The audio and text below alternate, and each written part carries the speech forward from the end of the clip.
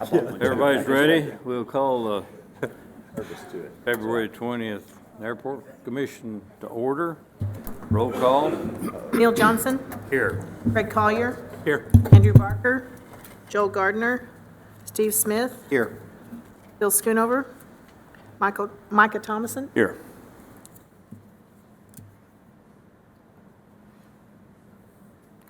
Minutes will be presented next week. I would like to I'll get those next month. welcome Micah back to the Airport Commission. Micah served here for how many years, Micah? I was trying to figure it out. I think 4, maybe. Been maybe 3 years since I've been on, and it was about 4 years there. And Micah left, as you know, because he moved out of the area, but the rules changed and we're able to get him back. So, Good. Glad to be back. okay, we're glad to have you. Any comments from the audience at this time? Got a lot of people sitting out here. You want to make them all talk? Pardon me? Make 'em all talk? Isn't it mandatory I if you think walk so. in here? Just don't take over 45 minutes at a time, okay? But we would like to welcome you here. Can we ask what we're honored with today? What this group over here looks like pretty well mirror one another? Pardon me? Could you come up here and just give us a little idea of what is going on here? Oh.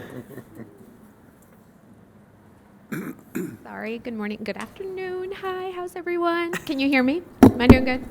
We're with the Chamber Leadership class. So several of us, I think most of us are. So yeah, we're just here to listen and learn. Sounds good. We're used to having only one show up, one or two at a time. So it is kind of, but we welcome you here today, okay? Thank you. Thanks for coming.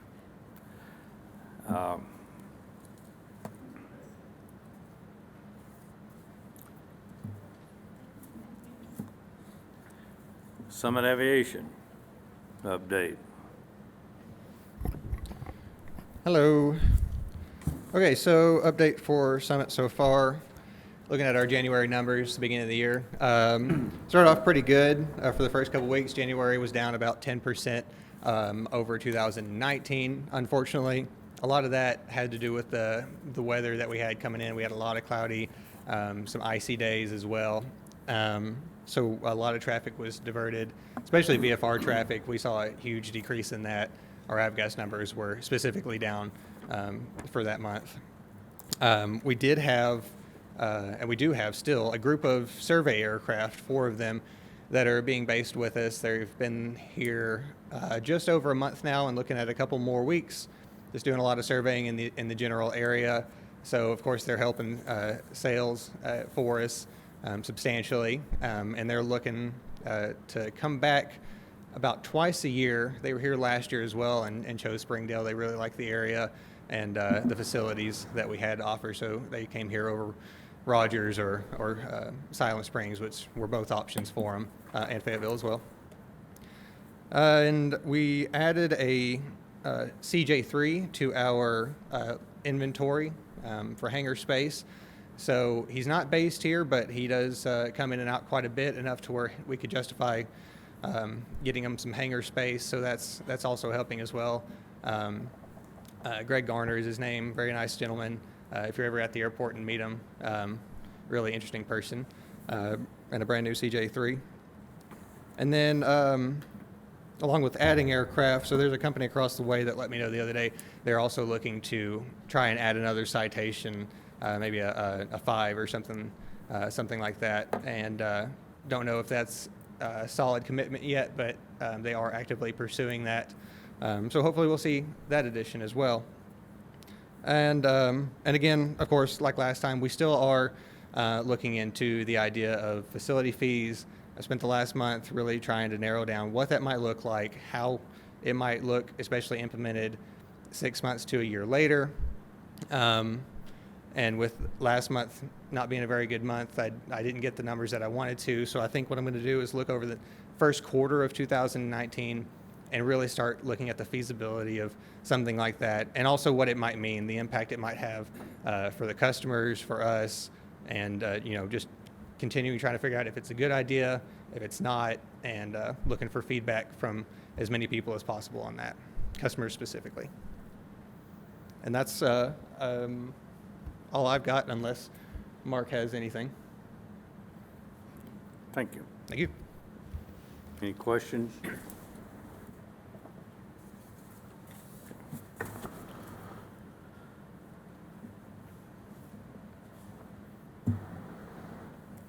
Airport operations, James, Bill? Bill going to answer. Bill Ford Good today. afternoon. As of the maintenance and everything, it's looking pretty good.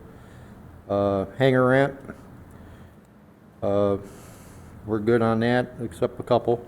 Still outgoing on that. Scott Davis gave up on one of his hangars into January. I got that rented out the 1st of February. 7172, he will be giving that back to us the end of March. And we will have that rented out following month. Okay.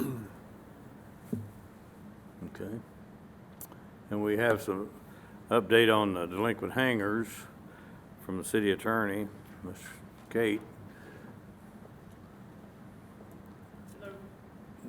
First of all, I apologize for not being here last month, being under the weather. I don't know if you saw the memo that I presented to the commission last month, and thank you for the update on Mr. Davis. Because we had, as you know, sent him notice of termination of the lease and to be vacated by the end of January. And y'all were gracious enough to grant him a couple more months. We do have hangar 306, I believe, which is still delinquent. Is he still? I believe he's still in possession of the hangar as well. You're talking, Mr. Dowell. yes. As far as I know, as of today, I don't know if he's brought any money in, I just checked with the city clerk's office this morning, and he had not.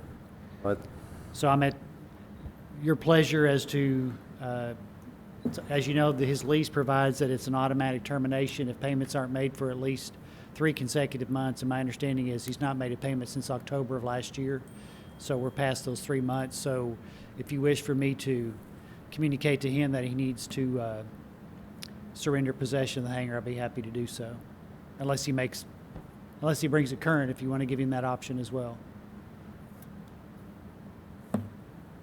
But rent, got 45 people on the list. Right. I would move to, So, I mean, I won't have any problem getting it rented out. Okay. Well, I'd like to say this at this time. Your office has really been helpful for the last year. I mean, we've been bringing this to the forefront a little more, getting a little better results. Your girls have been working real hard at it. I'm sure you've had a hand in that also, and we'd like to thank you for that. But I think we need to get a little more firm myself. We've been lax and allowed people to, if you will, run over us. And like you say, we've got a waiting list for those hangars. There's no need to sit there and tarry too long and collect. Because we reach out to them at 30 and 60 days, so if they hit 90, it's automatic move out. We've never really gotten out there and padlocked hangars, so to speak, and said, hey, so we probably need to know exactly how firm we can get, should get, and how we do that, and Well- see where we stand in that. If you actually have a couple of options with Mr. Davis, it was the lease is a month-to-month tenancy, so we had to give at least 30 days notice that we wanted to terminate the lease, which we did. Mr. Dowell, since it's an automatic termination, we could actually, since it's automatically terminated, we could give a 3-day notice to vacate. Then if he doesn't vacate, then we have the option of bringing a unlawful detainer action, fancy term for eviction, to bring an eviction action against him to get possession of the hangar, if you wish. That's the options on that as well. We have a couple of folks that are out that still owe back amounts to the airport that we're going to be pursuing those as well. One of which is the former operator of the restaurant that still owes some money, and so we'll be pursuing that as well. And I appreciate your kind words. We certainly appreciate your patience with allowing us to get our hands around these, and we know there's a waiting list, so we want to do whatever we can to move these forward to where they can be put to the best use. Difference between the two scenarios of a 30-day eviction versus 3, the old versus the new lease? Well, in the 30-day scenario, that's when you're giving notice that we plan on terminating the lease on a certain date. For example, with Mr. Davis, we were going to terminate it by the end of January, so we gave him notice prior to the end of December. Versus a situation where the lease is already terminated, whether it be automatically or terminated, then they're deemed to be holding over on the lease, or the legal term is unlawfully detaining that, and the statute provides that you have to give them 3 days' notice before you can proceed that way. What did Mr. Davis pay last month? 2,500, 25? 2,500. We have a couple of others that are maybe just 30 days behind at this point, but I don't know that that's anything to get too excited about yet. But there were also there were 3 other accounts that I mentioned that were so old they were still being noted on the books, but it was my opinion that they should probably be just taken off as uncollectible because the statute of limitations is ran. One of them was a bankruptcy, and there's really no need to, in my opinion, to show those on your books because you're never going to collect those. And that was, You remember those names? I have the hanger numbers and I have the names. That was hanger 501 and 502, which Mr. Neal. And there was Mike Art Mitchell. Neal. And then Bill Keithley, that was the bankruptcy. First one was the one that moved to Alaska, and we chased him forever, right? Is that Yes. the deal? Yeah. Art Neal. Yeah, those were still showing as delinquent on your spreadsheet, and really no need to still have those on there, in my opinion. We had cleaned those up several years ago, I guess, other than those couple, but you had done that for us a while back. So, yeah, I think we need to go ahead and just clean all those up that we're not going to collect on. But I'll work with James and Bill about getting these other ones rolling, so we're moving forward on the same page. So, again, I apologize for not being here last month. So, On next month's agenda or on their packet, can we get those that are no longer occupying but have outstanding? Can we look at that? actually, my understanding is the only ones that we have, and you can correct me if I'm wrong, are Mr. Gilbo. Oh, I see it here, out of hanger balance owed. I see it. Yeah, Mr. Gilbo, and then I believe that's the only one that's out that's still owed money on. Of course, there's still an outstanding balance on the prior tenant of the restaurant. Does anybody, Those were the ones that were so old. I got you. Okay. what was our agreement last month with Mr. Davis? I wasn't On here. extension? Pardon me? What we gave him an extension as long as he made a payment of 2,500 before. Yeah, he has A to certain end of date. March, I think, Yep. to get out. It'll be out by the end of March, and I will have it rented out April the 1st. Okay. There's really nothing else to do on him. Yeah, we can leave that like it is, then. Okay. Yeah, Mr. Davis, he did contact my office prior to the end of the demand period and requested more time. So Yes. So that being said, is there anybody else right now that we're pending closing up their hangar and my understanding is no. I think we, if somebody just gets 30 days behind, we're gonna No. wait and see if it becomes a problem. And I believe these are the only ones that we've got at this time. Sounds good. I don't see Rose Davis. looks like she's got a question. What was the decision on Dow? What were you guys Oh, going to do? go ahead and make demand for surrender of possession of the hangar was my understanding. That's what we were, yeah. Since he's not made a payment for more than 3 months, the lease is automatically terminated, and I can provide notice to him of that along with the 3-day notice. So he has to be out by 3 days, or he has to be out 30 days? Well, if it's already terminated for lack of payment, which provision of the lease says that, then it would be 3 days, in my opinion. I will get with you to make sure I have the correct contact information, however. What's the balance on Davis? I don't see that one on here, unless it's under his business. Never did find it either. I don't have that. Wait, maybe I do. Paid 2,500, so he had a fairly big one. yeah, he had a couple of different past due amounts. 2 hangars in the storage unit. I didn't see it. That probably got him close to caught up. I think. Is that the correct? Then you're going to go ahead and proceed with the Dow.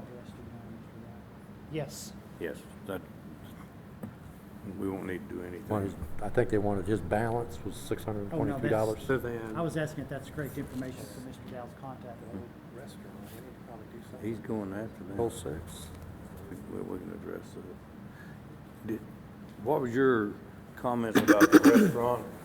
The The previous- prior tenant, Yes. there's still an amount owed. I show of Are $1,360. we pursuing that at this time? Yeah, that's one of the items that I'm going to pursue at your Okay. request. Correct.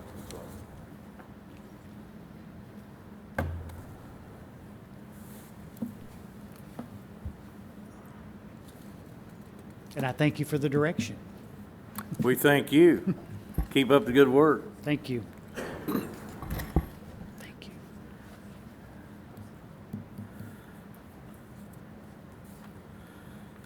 Activity report, Wyman, and financials. We ended 2019 with about 300,000 ahead, but if you look back at 2018, we were down 300,000. That's because of reimbursement on the grants run across from one year to the next. But you also had 200 and something thousand land purchase in 18 that we didn't have. Right. But so we spent the money in 18 and got reimbursed in 19. We've got one grant reimbursement still outstanding. How much is it?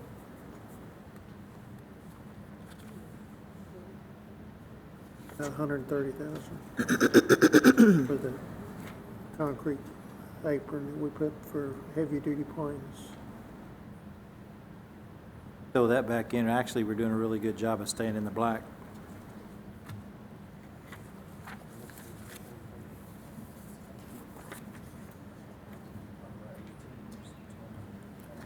right,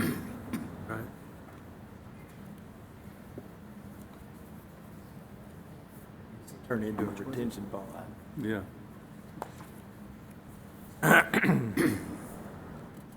That's it? Any question for Wyman?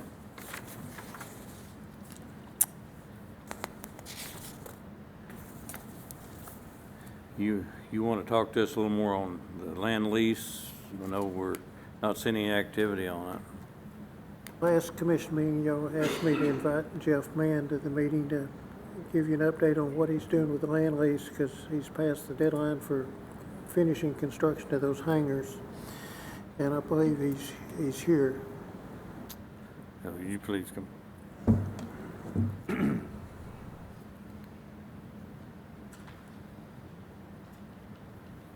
Good afternoon. So we lost financing on it a while back. We've secured financing contingent upon pre-leasing. We are in the process of pre-leasing right now so we can start moving forward on construction further. Like I had explained to Wyman, that it would have been better to give this update next month because we should be in the construction point again at that point. It's really all I have to say. We need the financing to go forward, and because certain circumstances with a gentleman that is no longer here at the city, we lost our financing, so. You made any progress on pre-leasing? I've got 2. How firm are they? Firm enough that they're gonna sign a contract with no money until the construction is completed, but they're willing to sign, and I'm working my way through a list right now. I've got 30-something more people to go through. I feel it'll be promising, so. One will be my avionics shop that we're currently in another hangar of Summits right now. A little info on that is we have 3 jets on the ramp, we have 2 jets in the hangar, and we don't have enough room. considerable amount of traffic coming from our avionics shop. No, that's off topic, but it does correlate with the land lease and building the bigger hangar. What's your plans for the lot next to Powell Street? That was going to be the 100 by 100 hangar to house the avionics shop. We're working on anything from XLs, Citation XLs to CJ1s. We've done 17 CJ1s in the past 3 months, and doing a lot of prototype work for some manufacturers for their STCs. That's the main land lease for us, was the big hangar, not the smaller ones. So if your financing comes through, which one is going to be priority? Actually, all three at the same time. We already got the building there for the one the slab's poured. So of course that would go up first, but the other construction would start at the same time for the finishing it out. We're running out of space. I'm booked out 6 months in the avionics shop, and 2 of which are GA planes, but the rest are Encores and Citation 5s. So you need an extension. I do need an extension. How long? Like to table it till next month's meeting. I feel confident we'll be starting at this point. What are I don't think we have the initial terms with us, do we, in this packet? Remember. Well, the extension, it doesn't really have to have an extension. It's your option to terminate the lease if you choose to. I don't think you're required to. You could let him continue on and under whatever circumstance y'all wanted to. How far are we past that? Supposed to be finished the 31st of next month. Yeah, of Yes. next month. That's when the contract comes. Well, there was Yeah. also a date that he was supposed to start construction, and he's way past that also. Yeah. I mean, we've started, but I mean, I put a little over 300 grand into it out of my personal, and had to stop. From the slab and the civil steel? work. Yeah, and the steel. I say we look at it next month and see, you're thinking you're gonna have some progress by our next meeting? Yes, I do. I would think we'd just sit and wait to hear what happens next month. It's not to our advantage right now, or anyone's advantage, to start a termination at this point. Does anybody agree or disagree? Yeah. But I think we need something more firm moving forward than, Well, I agree. I mean, I can't give that to you at this moment until I've got finished the leases. But I am very confident we'll have actually construction going back on next month, so. And you think you can give us new deadlines for when you'll be Yeah, finished? once I have the leases in place and then we go forward, the bank goes forward, then I can put a timeline together. And you think you'll have that by next meeting? I believe so.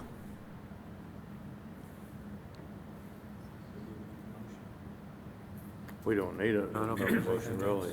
We'll just wait to hear next. Yeah, I look forward to hearing that answer next meeting.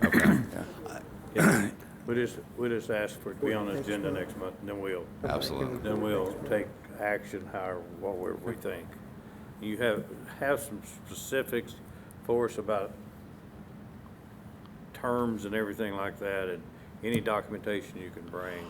Bring it with show me. where Yeah, you're at. that's not a problem. And if you'll come, if you'll be at the next meeting, so if there's Yeah. questions. Absolutely, I'll have it with me. Can I bring up something else? Go ahead. So, restaurant-wise, I know we tried to move the hours around, and we decided not to, but we don't get a single customer. Well, I take that back. We might get 1 or 2 in a month that is between 7:30 and 9:30.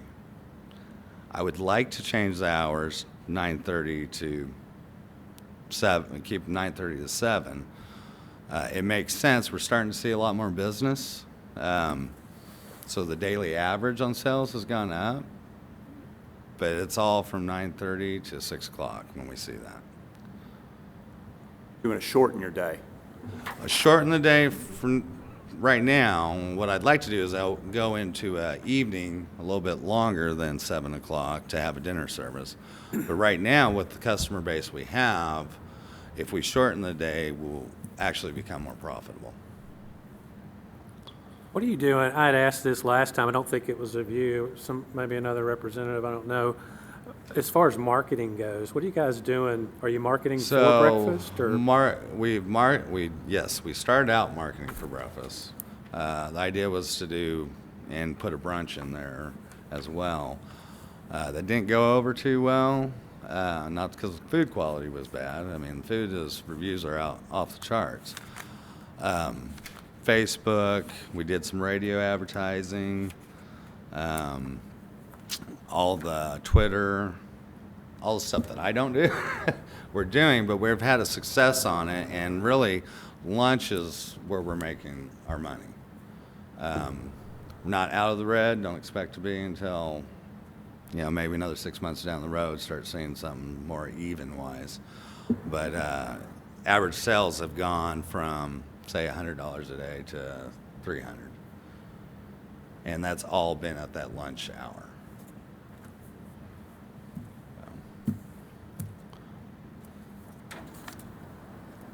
I don't have a thought on it, really, to be honest about it.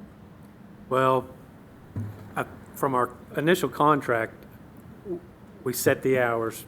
Yeah. What, 7:30 to 7? 7 to 7 or 7 to 7:30. 7, whatever it was. Obviously with the premise of trying to get breakfast growing in there. Right. I still have a bit of a concern that the word's not getting out from a marketing standpoint. Yeah. And I hate to pull the plug on that to get the word out that, they don't have breakfast. I'm not saying we're still going to we'd still serve the breakfast menu, but open at 9:30, so it's kind of a breakfast into lunch, because I'm not saying we can't go backwards either, but the marketing has pushed us into more of a lunch crowd than a breakfast crowd. Not that we haven't marketed breakfast. That might change, and I agree with what your comment was before, that we don't know yet because we ain't been open long enough. Right. And we're gaining the trust back in the community. However, I do feel that we have the trust in the community at this point. I didn't mean to interrupt you, I'm sorry. No, that's good. And all we had asked is if he changed hours, come back and report to us. And what was that, 2 months ago? 3? 3? Yeah. So sales have obviously not picked up in the last 3 months. No, For I mean, like I early said, we might see 1 or 2 customers before 9:30, 2 days a week. And it's usually for, a small plate or a coffee, and sometimes it's just coffee, so. I'd like to think about it. If you'll be here next month, so can we address it again at that point? Does that work?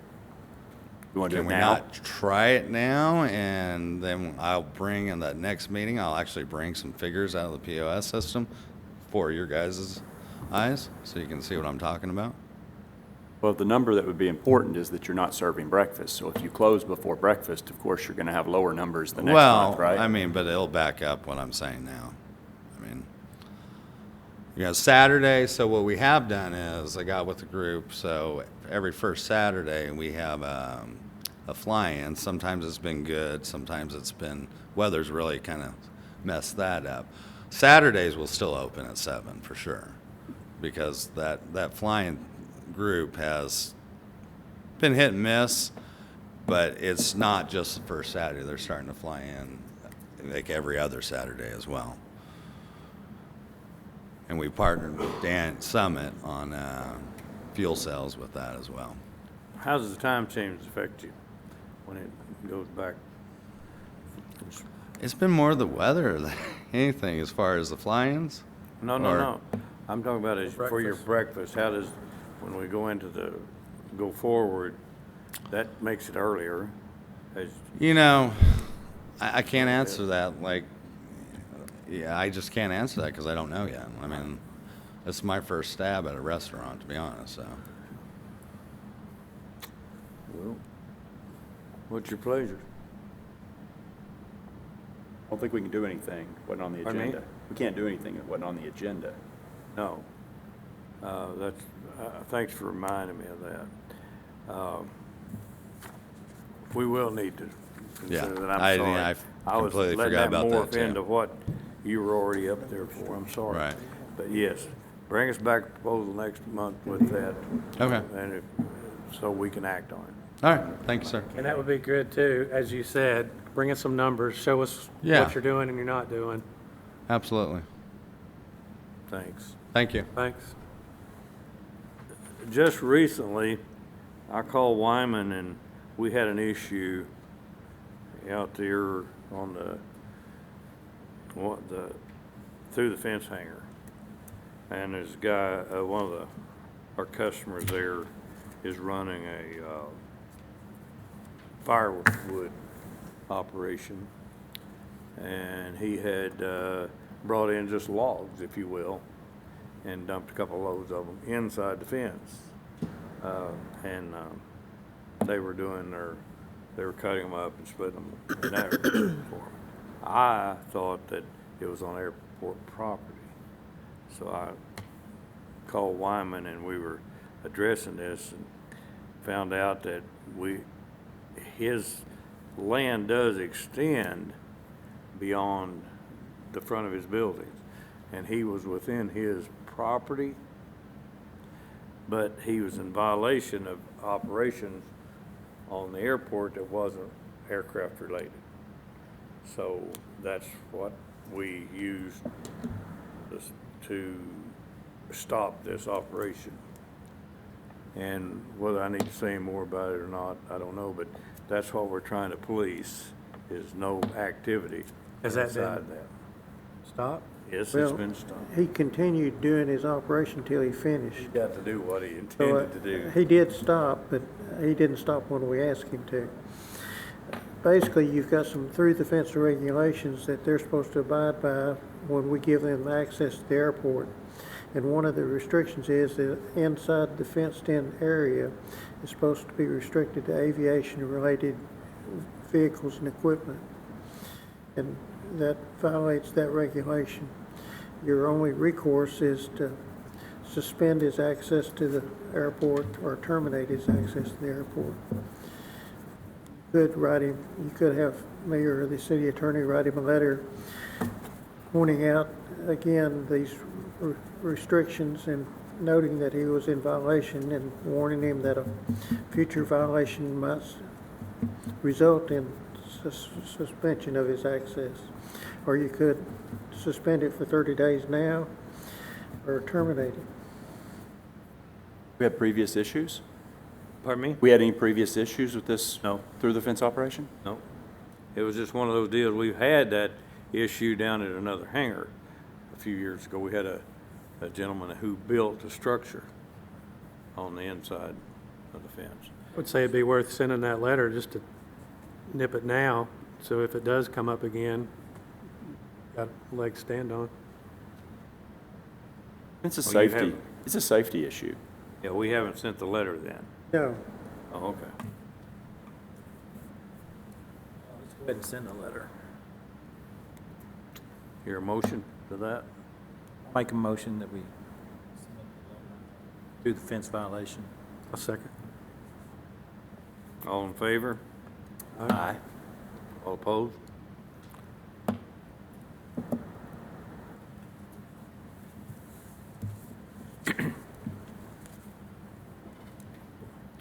Okay, Adam, I'm sure you got a lot to talk about today.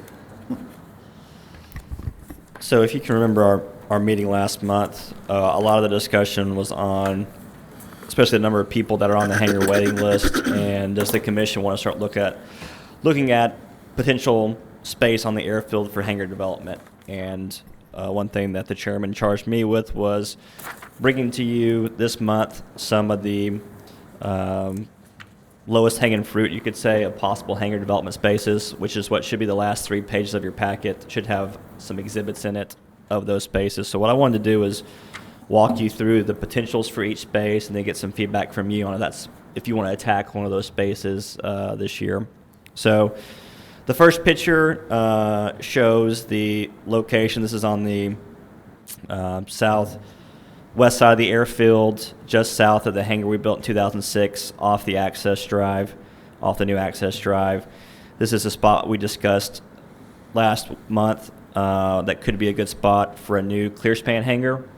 I think we discussed that there was an electric line, which we've shown in this exhibit, that runs through that area, which could inhibit some of the use of that space. But as you can see here, we feel like you could probably figure out a way to slide 5 additional clearspan bays of approximately the same size as the hangar to the north, so about 48 by 40, something like that. So primarily single-engine aircraft, or maybe a small twin in those spaces, which you can see in the pictures there, a couple singles and a couple twins in that area.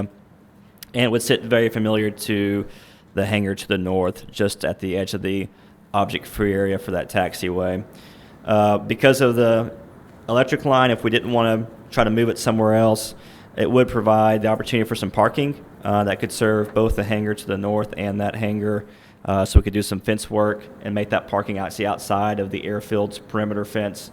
And so it could be parking for those facilities, and we could figure out a way, maybe a sidewalk or something, to get inside the fence at that location, kind of like we have at the PAL hangar, to access that facility. And so with this space, this is a good potential possibly for a state grant to do some development that the airport could do themselves, and then lease the spaces back to tenants. Any question on this space? Okay.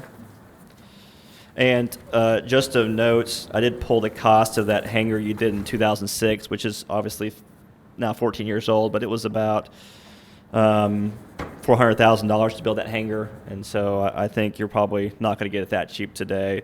I would guess it's probably going to be in the $500,000 range, plus some for this facility, depending on if you want the parking. And I think even on that facility in 2006, did the city actually do the pavement out in front of it? I was thinking that was the case, to try to save some money. Okay. The next picture you see, this is the area, the Sequoia property that was purchased back in the late 2007, 8, 9 range, behind the maintenance facility. And so what we show here is the possibility of a new taxiway running north-south off the existing taxiway that runs east-west that serves the new PAL hangar complex that we built in 2011. And then the potential for, we show corporate hangars. This could be more clearspan hangars too in this area. Just want to give you a feel for the different types of hangars you could have in this area. Obviously, you could serve this facility off of the existing road that accesses the maintenance facility, or you could even have a new road coming off 412 at some point in the future. And the different colors you see there are just different airspace zones, and we're showing some of the different height restrictions that could be associated with that area. We're taking a worst case scenario with these height restrictions. What we have found is the height restrictions we show here are the FAA's planning surfaces. These aren't, just because you bust that height, that means you're going to affect the runway's operation. It's just a planning surface, which means if you bust that height, you had to put a red light on your building, just like you see a lot of the facilities on the east side of the airfield. And so doesn't mean you couldn't put a bigger building in those locations than what's shown there. It just means you have to get FAA approval for that facility. So that's another option, but it could be more set up for build a taxiway and then let maybe private development come in and do ground leases in that area. Do you have cost estimate on that? On the taxiway itself, I did not put together costs at this time. No, just from looking at it, the taxiway, I'd probably say it's in the magnitude of $400,000, something like that, just to guess, in that area. You probably want to do some drainage work there as well. That's where that ditch comes across the taxiway and flows through that area. And then the last possible development spot, I think you've seen this one before. This is the area off 265, just north of the northernmost hangar on 265, but short of the ILS at the end of the east parallel taxiway, or where it goes right now. Again, this development was based on showing hangars that would be outside of the ultimate, or your planning airspace surface, which is that orangish 20-foot building restriction line. However, again, I think we could probably get FAA approval to pull the buildings closer to where the existing fence line is, which you can see on the sheet with a bit of a shading there, and get bigger hangers in that area. Again, it would just require a red light on the building and some additional FAA approvals, but that could pull the buildings closer to the east parallel taxiway, more in line with some of the other facilities on the east side, and reduce the cost of apron and taxi lanes to get to that area. And so if I was to rank the areas, I would probably rank this a little bit higher from its development potential, just because obviously you're going to have utilities off of 265 already, a lot less cost to get landside access there, and especially if we can get FAA approval to bring that facility closer to the taxiway, even less cost on the air side to get that taxi lane stub up to that area that could be used for development. Not to mention the idea that it would be well presented to the public. I can see people wanting that more so than over off the Powell Street area. Yeah, a lot of curb More appeal desirable. to that Your front spot. door. A lot of More curb appeal. desirable. Yep. And yes. Yeah. Pardon me? Are we upgrading that taxiway anyway? At some point, yes. Yeah. I think we've got that in our, Yeah, we're extending that taxiway to the north, so it'll tie into the runway 18 end in 2 years. Yeah.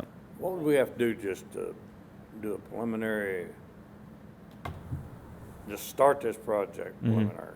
Just look at it, say, okay, Yeah. if we get started on this, what would be the time frame? How much could we get done in the next year? And I know in the past, it's been nice to have a project out there, and funds become available sometimes when you don't expect it. And Yeah, so I would say a couple things. On this spot right here, the first thing I don't want to do before we dive too much deeper would be to talk to the FAA and just make sure that they concur with the thought process of bringing those buildings more in line with that furthest north hangar right along the fence line.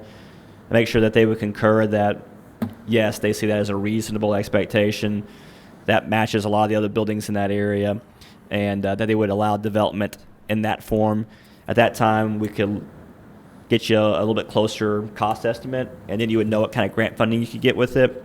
And with those two pieces of information, I think you'd be ready to start and knock out a quick design so you have a project shelved, ready to go to bid whenever you want to. what would Garver need from us to start that process? Nothing. Just give me the direction you want to do it. Wyman? I think first you're gonna have to pick a site, decide where you wanna build, then ask them to come up with a cost estimate of the amount of grant funds we might have and what the matching money's gonna be. Then if we don't have sufficient money in the airport, I'd go to their council and ask them if they will put up the matching money. If they say no, then we haven't spent a lot of time working on it. But I'd want their guarantee that they're gonna put up the matching money before I had them do the full design. Well, my question was targeted, in the event that we selected this site as a go-to site, what would we need to do? And it would be the same on either side. It would be, like Wyman said, we would do a cost estimate and give you some cost figures of what it would look like to do it, and then you would know what kind of money you'd have to come up with, and if you want to go ahead and go full throttle now with the money that would be expected, or do you want to wait and look at something else? I was gonna say, I'd make a motion that we move on this 265 site, because I think that's the most desirable and probably, once you look at how much all the rental you're gonna get off that, I'm thinking that's gonna Too many cash. positives. Yeah, it's gonna cash flow, it's gonna look good. You got a taxiway that's gonna be put in there I think it's gonna enhance the looks of the whole airport. We'll have people leave the west side to go to that side. Correct. Oh, yeah, easy access to pull in. So I'd make a motion that we move forward with the site. Do you want that me to look at just basically the taxi lane to open that area up to development, or do you want to also look at potentially putting a hangar facility that the city would also build over there? Whole ball of wax. 10-4. Clear spans or just a big box hangar? You got a preference on what you would want to do? Well, it's gonna depend on if you can get those setbacks. It's true. moved. So I'll come with some square footage costs for both, and then we can talk about some options. What would your recommendation be? So the only issue with the box hanger is obviously you can stack planes in a box hanger, but if you stack planes, you need to have the ability to move them around. And so unless city staff has the ability to do that, you've got to work with either the FBO or someone else on the field that can help you move planes in and out if you want to lease out a box hanger versus a clear span hanger, which you just lease the building and they get in and out on their own and it's all theirs. The only issue with this side is, you pull those buildings close. Well, I'm going to refrain from saying that yet. If you get that building restriction line close, you could turn those clear span hangers, run them east-west, and probably stack them in there that way and make it more feasible. I wouldn't want to waste the development area, so let me play with it a little bit. Which one would give us the most revenue? I would say the best ROI is going to be a box hanger. The most expensive part of hangers are doors, and clear span hangers have more doors. You get one door for every 55-50 space, whereas a box hanger is one door for every 100 by 100, 120 by 100, whatever you built it as.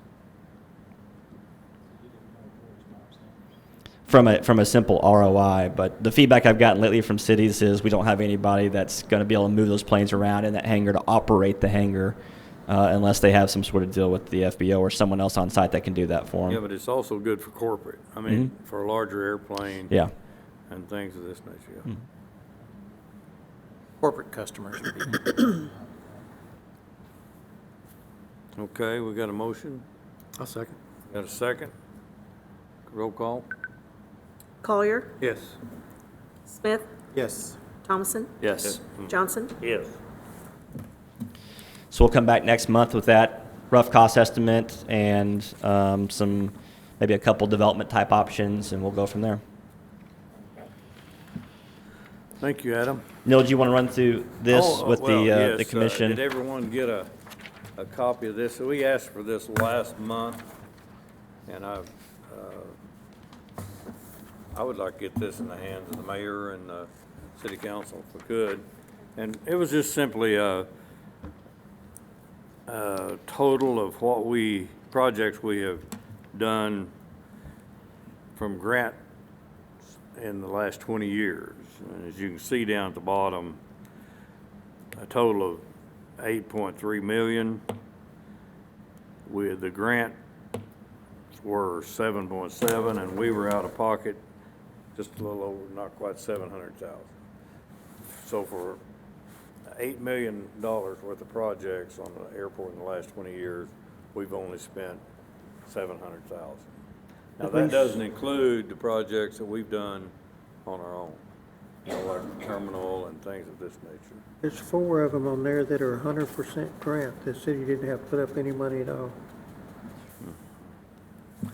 So it was just kind of give us an idea of what we have accomplished. Because we're out there, we're looking forward 20 years all the time. This 20 years passed awful fast, I'm telling you. To me, it has. And some of it seems to move at a slow pace, but we all start the projects just like we're talking about here today. So hopefully, we'll get to see that materialize, and it'll be another project behind us, a valuable project. Again, I can't emphasize how good of an airport we have out here, and it's picking up every day. It's more attractive to people, and everything that's happening over on the east side, with the bike trails and all that stuff, is just going to get more and more attractive, and I'm proud we're able to still have room to grow a little bit. So, again, I was wanting to get this into the city, the council and the mayor's office and stuff, just kind of toot our own horn, if you would. Wouldn't be a bad idea I to, think he says he owes us a favor, doesn't he? Yeah. one at least. And I want to tell you something. I don't want to go without saying how much we appreciate Wyman on these projects. He has been a big part of it and a big help. And you could argue we couldn't have done it without him. Not to mention Rose helping him most of the time. So, but we'd appreciate it to both of you. Okay. Thank you. This wouldn't be a bad thing to present at the city council meeting. No, I know. I was thinking about trying to get on the agenda to do that. Good. Yeah. Need a little bigger, need a little bigger board. Can we generate that? I'm sure we can. Okay. Moving on to old business. We have Robbie from General Aviation here. I think y'all met him when we joined this organization. He's going to make a little report for us.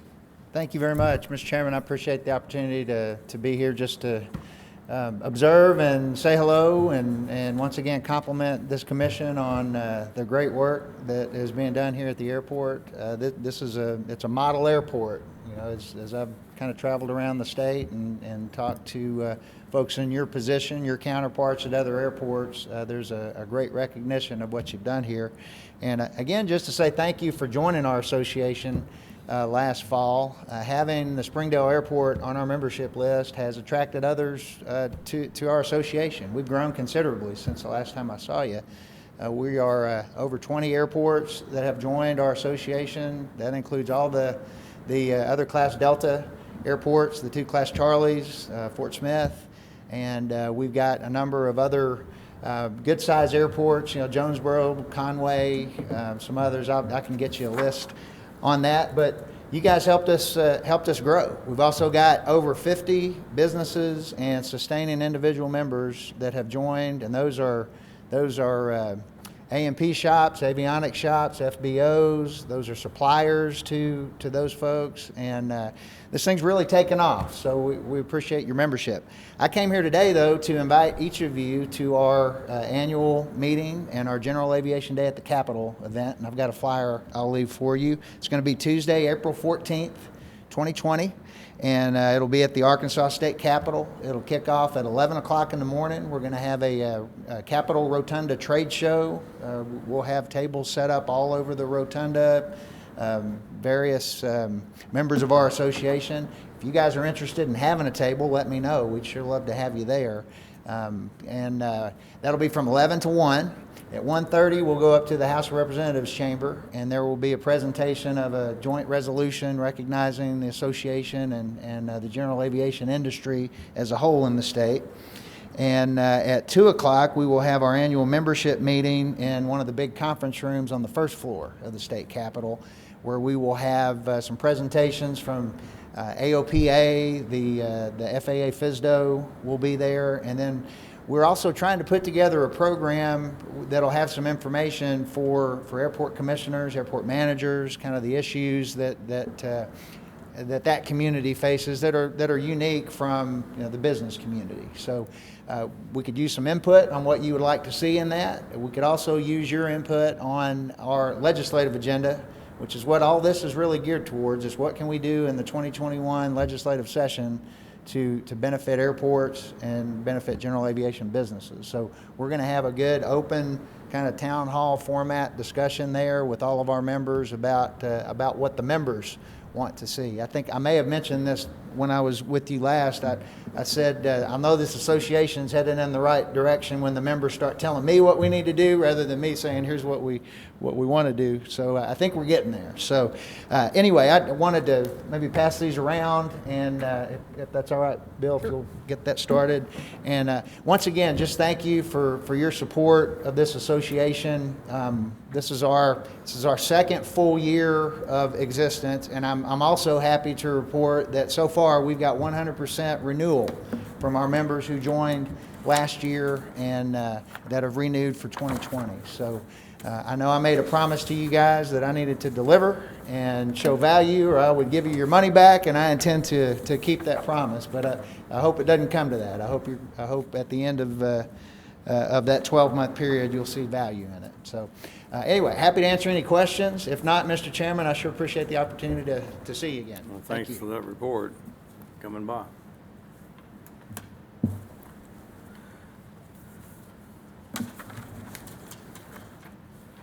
Any comments from the commissioners? If not, then we'll adjourn.